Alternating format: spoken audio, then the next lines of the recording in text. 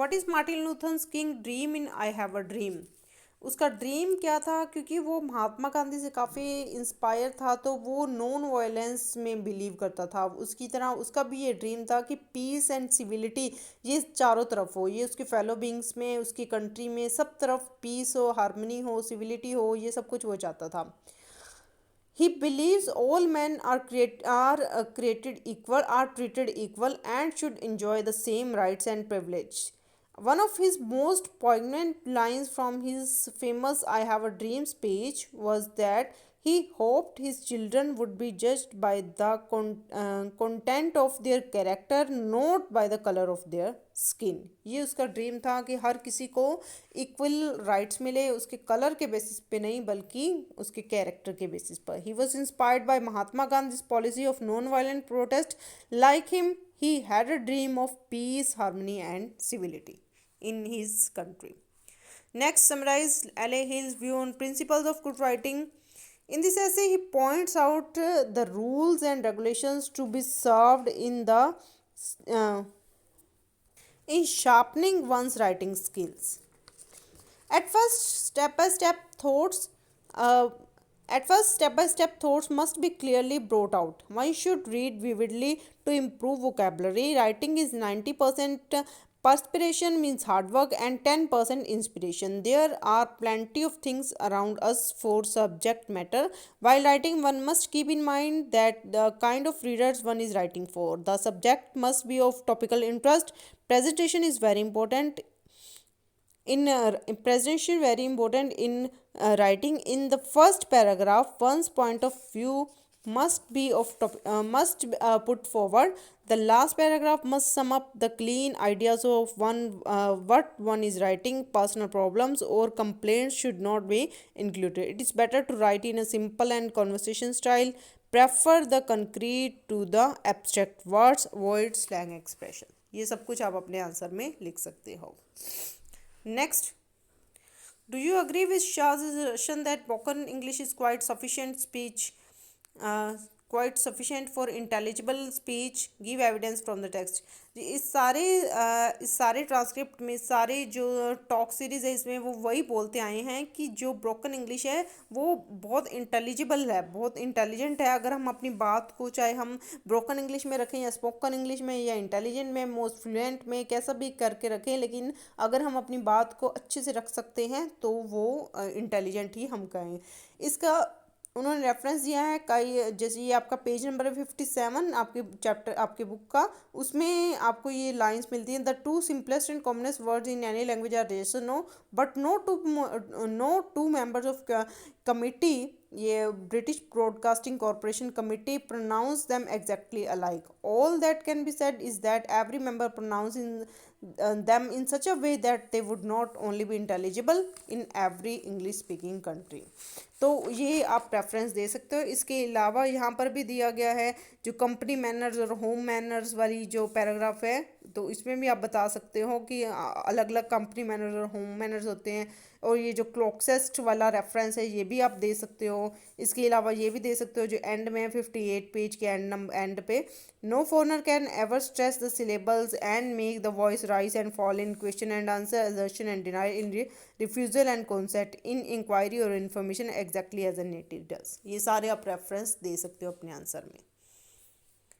Next paragraphs है, ये आप कर लोगे। नेक्स्ट ये आपका जो बार बार आ रहा है इसमें रेफरेंस, वो प्रिंसिपल्स ऑफ गुड राइटिंग से आ रहा है। ये मैं कुछ 4-5 ये जो आपके दिए हुए हैं ये सारे इंपॉर्टेंट है। ये जो भी आपकी टेस्ट सीरीज ये जो चल रही है सोल्ड क्वेश्चन पेपर, तो इसके अंदर जो पैराग्राफ्स आ रहे हैं प्रिंसिपल्स ऑफ गुड राइटिंग है, ये सारे इंपॉर्टेंट है, ये आपने ज़रूर करके जाने हैं। इनकी एक्सप्लेनेशन मैं बता ही रही हूँ तो ये आपके लिए ईजी हो जाएगा। Right the name of the essay and it's writer, name तो वही L.A. Hill रिटन, और principles of good writing.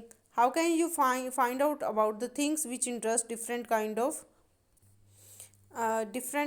of readers? By carefully reading magazines we can find out the interest which are of different kinds of readers. ये आप अपना answer इस तरह से frame कर सकते हो। What are the most people interested in reading about? Most people are interested in present events. जो भी प्रेजेंट में चल रहा है, कुछ जो प्रेजेंट में है, जो पास्ट में या फ्यूचर में है, उसके बारे में ज़्यादा लोग इंटरेस्टेड नहीं होते हैं, लेकिन जो प्रेजेंट में चल रहा है उसके बारे में सब लोग इंटरेस्टेड होते हैं।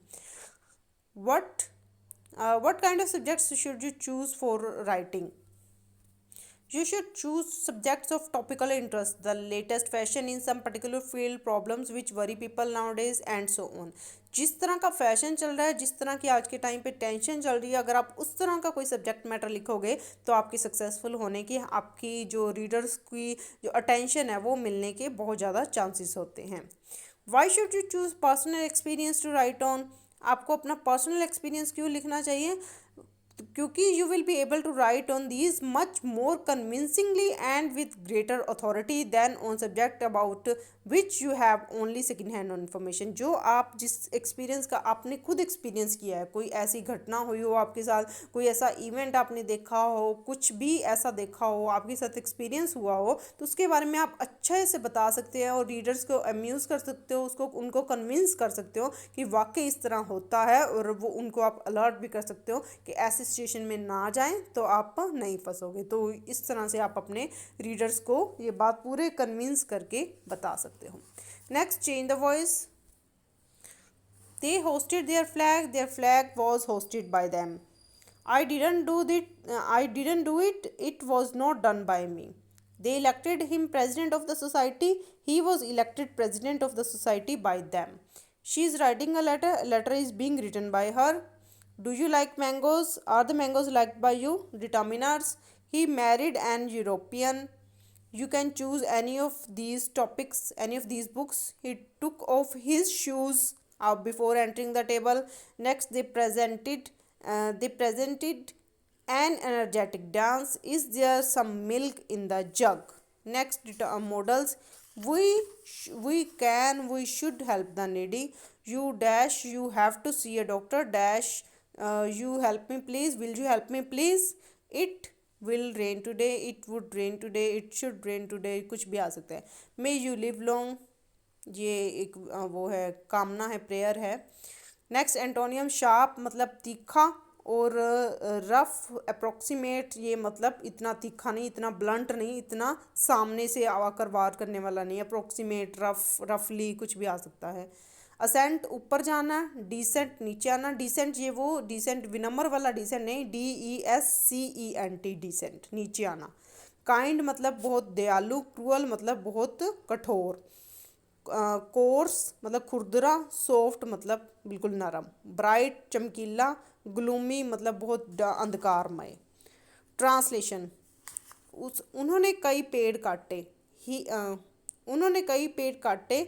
दे हैव कट मैनी ट्रीज। वह एक अच्छा इंसान है? Does he a good person? वह देर रात तक पढ़ते थे। They use to study till late at night. पत्र लिखे जा चुके थे। The letters have been written. चोर चोरी करते हुए पकड़ा गया। The thief was caught while stealing. The thief was caught red handed, कुछ भी आ सकता है। सो फ्रेंड्स, यहीं पर ये ख़त्म होता है। अगर आपको मेरी ये सीरीज़ पसंद आ रही हो तो प्लीज़ इसे लाइक शेयर कीजिए। मेरे चैनल इंग्लिश प्रोफेस को सब्सक्राइब कीजिए। मैं आगे भी ये सब लेके आती रहूँगी। आपको कुछ और भी चाहिए तो आप कमेंट बॉक्स में बता सकते हो। Thank you so much.